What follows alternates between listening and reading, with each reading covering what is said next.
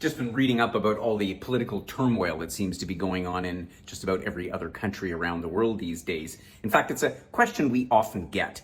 Have you heard about the political situation or the political unrest or the political instability? Or there's always a mention of politics and instability in the news. In fact, I'm pretty sure that's what keeps the newspapers printing, or in this day and age, posting on their applications.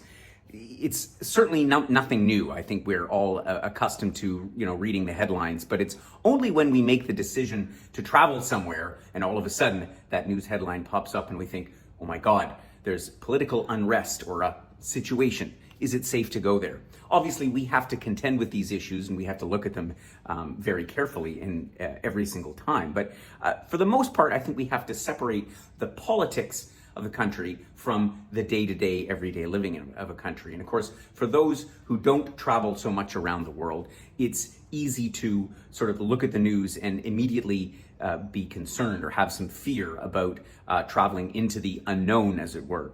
But I can tell you from having traveled a lot around the world, and even in many countries that have been undergoing some kind of political unrest or stability. I mean, I reside here in Thailand, which has had a dozen military coups, in the last 50 years or so. And yet the reality on the ground is very little changes. There's very seldom a threat to personal safety.